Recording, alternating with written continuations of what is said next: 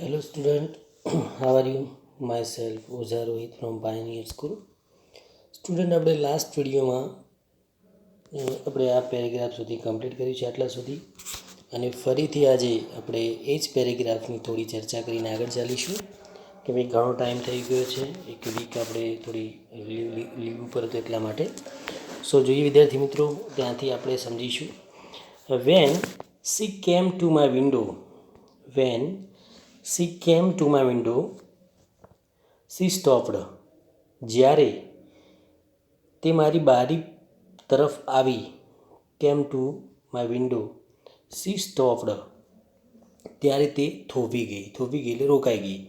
she saw that, તેને જોયું કે I was looking at her intently એટલે ઈરાદાપૂર્વક, પર્પઝફુલી. શું કહેવાય વિદ્યાર્થી મિત્રો? હેતુપૂર્વક. તેણે જોયું કે હું તેની તરફ ઈરાદાપૂર્વક કે હેતુપૂર્વક જોઈ રહ્યો હતો. પરંતુ at first she pretended not to notice. Pretended એટલે ઢોંગ કરવો. વિદ્યાર્થી મિત્રો, આપણે લાસ્ટ વિડીયોમાં જોયું જ હતું કે ઢોંગ કરવો કે દેખાવ કરવો. એને દેખાવ કર્યો, નોટ ટુ નોટિસ. પરંતુ પ્રથમ તો તેને ન જોવાનો ઢોંગ કર્યો, દેખાવ કર્યો. કે વિદ્યાર્થી મિત્રો, એટલે કે તે ઈરાદાપૂર્વક, she was looking at her intently, તેને ઈરાદાપૂર્વક જોતો હતો, પરંતુ તેણે પ્રથમ તો તેને ન જોવાનો, એને નોટિસ ન કરવાનો ઢોંગ કર્યો. સી હેડ અ પેલ સ્કિન, તેની જે ચામડી હતી સ્કિનની એ કેવી હતી? ફીકી હતી. સી હેડ અ પેલ સ્કિન. શાઇની બ્લેક હેર, ચળકતા કાળા વાળ. એન્ડ ડાર્ક આઈઝ, અને ઘેરી આંખો. એન્ડ ધેન ધોઝ આઈઝ, અને તેની જે આંખો છે, તેની પેલી બે આંખો, તેની ઘેરી આંખો. એન્ડ લાઇવલી એટલે ઉત્સાહથી. આપણે આ લાસ્ટ વિડીયોમાં તમને બરાબર ધ્યાન ઉપર નહીં આવ્યું હોય, હું કદાચ બોલ્યો હતો લવલી, તો લાઇવલી આપ્યું છે, ઉત્સાહથી. મીટ માઇન એટલે મને શોધતી હતી. મીટ માઇન એટલે મને શોધતી હતી તે, અને ત્યાર પછી તે આંખો ઉત્સાહથી મને શોધતી હતી. And then those eyes searching એટલે શોધતી હતી. એન્ડ લાઇવલી મીટ માઇન એટલે કે ઉત્સાહથી મને શોધતી હતી. આટલા સુધી જોયું તો વિદ્યાર્થીઓ, આ એક પિક્ચર આપેલું છે જે આપણી ટેક્સ્ટ બુકનું છે, અને તમારી પાસે જો ટેક્સ્ટ બુક હશે તો પણ આવું ચિત્ર આપેલું જ હશે. તો જો આપણા જે નેરેટર છે, રાઇટર, અને આ છે આ મેઇન કેરેક્ટર, બંનેનું આ સ્ટોરી છે, એટલા માટે આપણે ચિત્રમાં પણ જોઈ શકીએ, અને ટ્રેનમાં રાઇટર છે, નેરેટર અને નાયક પણ કહી શકાય, ઊભા છે. હવે જોઈએ આગળ વિદ્યાર્થી મિત્રો. She stood by my window for some time and neither of us said anything. She stood my window, તે થોડો સમય મારી બારીની બાજુમાં ઊભી રહી. Stood by my window for some time, થોડો સમય ઊભી રહી. એન્ડ નાઇધર એટલે નકાર રચના છે, અને અમારા બંનેમાંથી કોઈ કંઈ બોલ્યું નહીં. Neither of us said anything, આ નકાર વાક્ય છે, નાઇધર આપ્યું એટલે એવું કહી શકાય કે તેણીની થોડો સમય મારી બારીની બાજુમાં ઊભી રહી. એન્ડ અને neither of us said anything, અને અસ સેડ એનીથિંગ, અસ એટલે અમે બંનેમાંથી, સેડ એનીથિંગ કંઈ પણ બોલ્યા જ નહીં. But when she moved on, I don't know why left my seat and rushed to the carriage door. પરંતુ વેન સી મૂવડ ઓન, પરંતુ જ્યારે તે જતી રહી તો મને ખબર ન પડી. શું કહે છે? But when she moved on, પરંતુ તે જતી રહી. આઈ ડોન્ટ નો, મને ખબર ન પડી, મને જણાયું નહીં.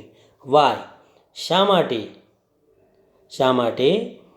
લેફ્ટ માય સીટ એટલે કે મારી સીટ છોડીને, હું મારી સીટ છોડીને, એન્ડ રૂશ્ડ એટલે ધસી જવું, પહોંચી જવું, ટુ ધ કેરેજ ડોર એટલે ડબ્બાના દરવાજા, જે ટ્રેન છે એનો જે દરવાજો છે એના તરફ હું ધસી ગયો, દોડી ગયો.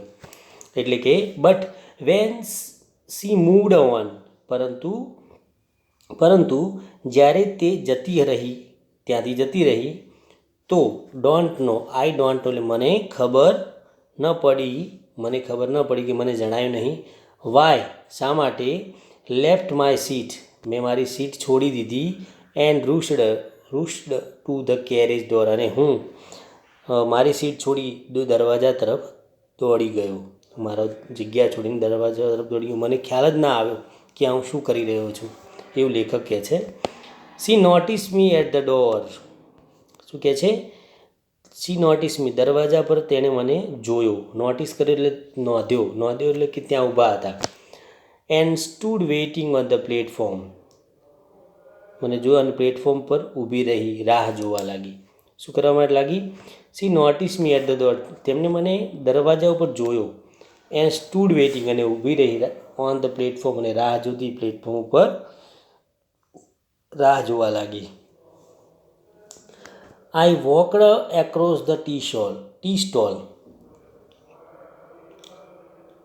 હું ચાના સ્ટોલ તરફ ચાલીને ગયો. વોકડ એટલે ચાલીને જવું, એક્રોસ એટલે ની સમાંતર, ની સામે, ટુ ધ ટી સ્ટોલ હું ચાની ટી જે કેટલી છે ચાની ત્યાં હું ચાલતો તેની તરફ ગયો. ની તરફ જવું, એક્રોસ એટલે ની તરફ જવું.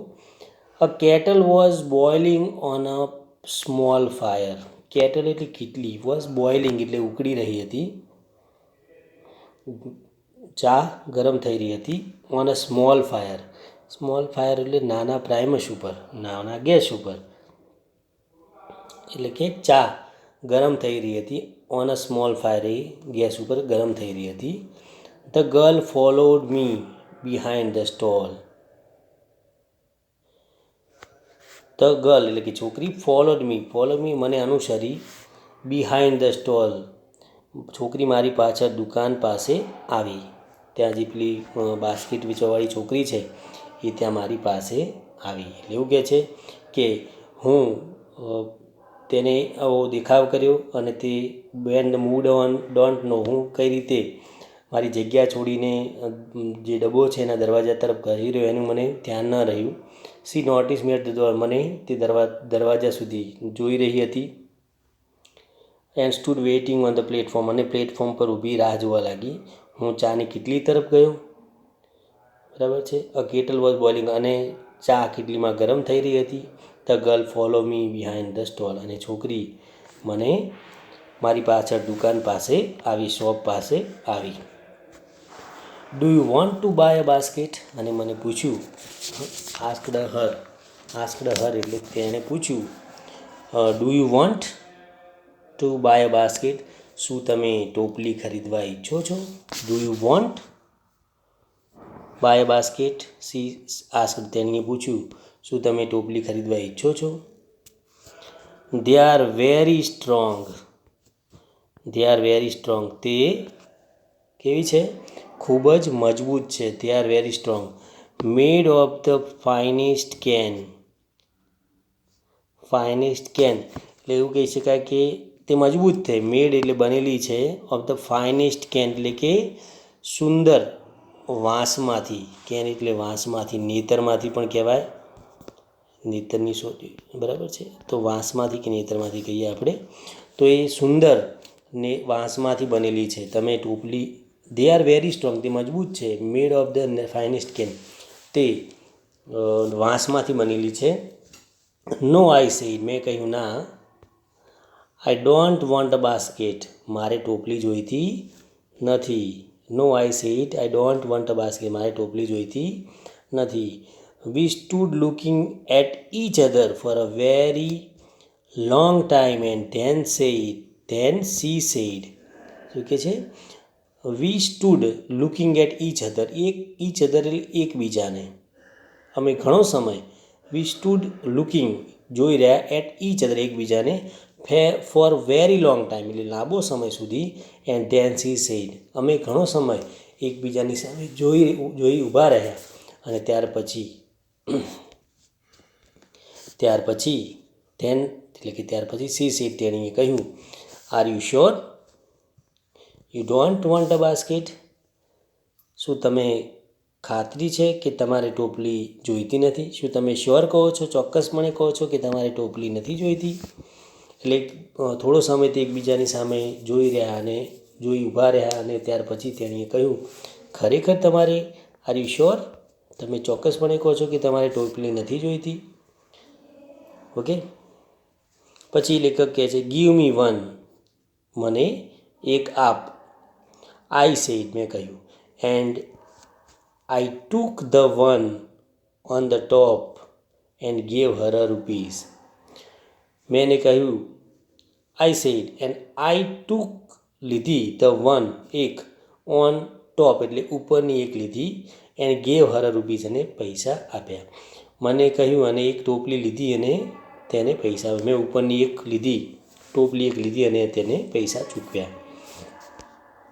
આઈ wished to touch her finger but could not. I wish, મારી ઈચ્છા હતી, ઈચ્છતો હતો કે હું તેની ફિંગર્સ, આંગળીઓને સ્પર્શ કરું, બટ કુડન્ટ, પરંતુ તેવું બન્યું નહીં. શું કહે છે? આઈ વિશ્ડ એટલે મારી ઈચ્છા હોવી, ટુ ટચ હર ફિંગર, તેની આંગળીઓને સ્પર્શ કરવાનો, બટ કુડન્ટ એટલે હું તેની આંગળીઓને સ્પર્શ કરવા ઈચ્છતો હતો પણ કરી ન શક્યો, પણ સ્પર્શ કરી શક્યો નહીં. જોઈએ આગળ. The guard blew his whistle, she said something. ગાર્ડે તેની સીટી વગાડી. સી સેડ સમથિંગ, તેણે કંઈક કહ્યું. તે something, C said something. The guard blew his Vishal, એટલે કે ગાર્ડ જે છે એને વિશલ વગાડી. સી સેડ સમથિંગ, તેણે કંઈક કહ્યું. But it was lost in the clanging of the bell and the hissing of the engine. એટલે એવું કહે છે, ગાર્ડે તેની સીટી વગાડી, તેણે કંઈક કહ્યું, પરંતુ ઇટ વોઝ લોસ્ટ એટલે કહેવાય ને કે ખોવાઈ જવું, કે બંધ થઈ જવું, કે ન સંભળાવું. Lost in the clanging of the bell, clanging એટલે રિંગના અવાજમાં, બેલના અવાજમાં, and the hissing of the engine, અને એન્જિનના ઘોંઘાટ વચ્ચે તે ખોવાઈ ગયું. એટલે તેને કંઈક કહ્યું, પરંતુ બેલની ખણખણાટ અને એન્જિનના ઘોંઘાટ વચ્ચે તે ખોવાઈ ગયું.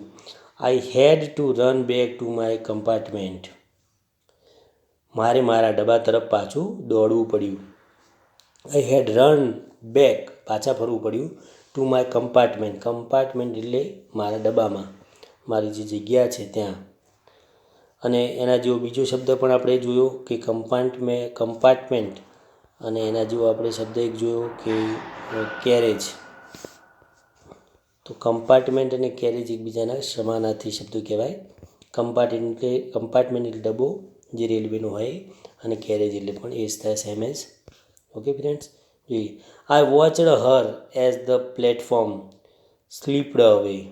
સ્લીપ્ડ અવે એટલે કે જ્યાં સુધી ધસી ન જાય, જ્યાં સુધી ટ્રેન ત્યાંથી નીકળી ન જાય ત્યાં સુધી એ પોતે ત્યાં ઊભા રહે છે. આઈ વોચડ હર, જ્યારે પ્લેટફોર્મ જઈ રહ્યું હતું ત્યારે મેં તેના તરફ જોયું. આઈ વોચડ હર પ્લેટફોર્મ સ્લીપ્ડ અવે, એટલે જ્યાં સુધી પ્લેટફોર્મ નીકળી ન જાય ત્યાં સુધી હું તેના તરફ જોઈ રહ્યો હતો. She was alone on the platform and did not move. She was alone એટલે એકલી. She was alone on the platform and did not move, એટલે કે તે પ્લેટફોર્મ પર એકલી હતી અને ખસી નહીં, ત્યાંથી ગઈ નહીં.